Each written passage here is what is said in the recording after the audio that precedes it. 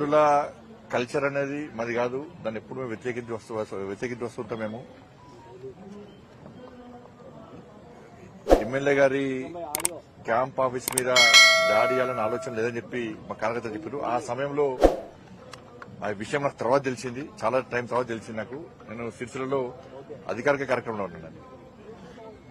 MLA గారి camp office లో దాడి చేయాలని ఆలోచన మాకు లేదని చెప్పినారు. అయినా కూడా ఎమ్మెల్యే గారి క్యాంప్ ఆఫీసు అది ప్రభుత్వ నిధులతో నిర్మించింది.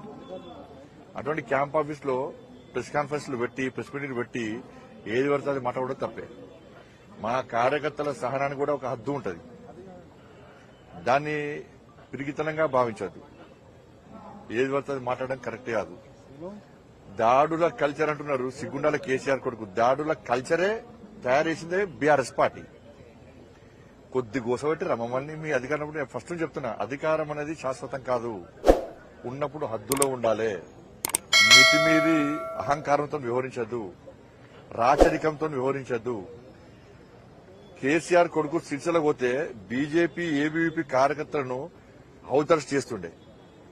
మొత్తం ఎట్లా అంటే ఒక రజాకర్ల పాలనకనే, ఒక చెప్పులు నెత్తి మీద ఎత్తుకొని పోవడం తప్ప ఒక్కరి తప్ప మీట అన్నిగా.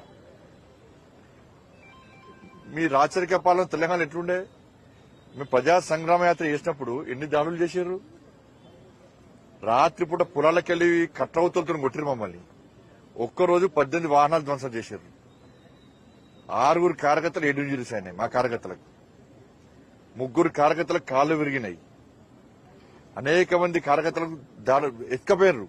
టోల్ గేట్ దగ్గర మహిళా కార్యకర్తలు ఎత్తుకపోయి కొట్టారు మీ వాళ్ళు. ఇది మర్చిపోతామైంది. కానీ దానికి ప్రతీకారం తీసుకుంటలే మేము. కానీ ఇవాళ మీరు ఏదో అన్నారు. అప్పుడు మేము ఎమ్మెల్యేను ఉష్కో అన్నగా మీ ఎమ్మెల్యేను మా మీదకి మా కార్యకర్తలు దమ్మని తెలిసింది. అది వాళ్ళ దాన్ని మేము సమర్థిస్తలేము. కానీ దాని సహనానికి ఒక హద్దు ఉంటుంది. మా వాళ్ళ సహనానికి కూడా ఏది పడుతుంది మాట్లాడము, ఏది పడుతుంది వాగడము, ఇష్టానుసారంగా మాట్లాడము. ఇవాళ నీతివంతులు లెక్క ఇక స్టేట్మెంట్లు దాడులు మామూలు చేసినప్పుడు ఏడమేరు తలకాల రోడ్డు అమాయక కార్యకర్తలది. మహిళా కార్యకర్తలను కొట్టిరు. సిగ్గుండాల కొంచెమన్నా.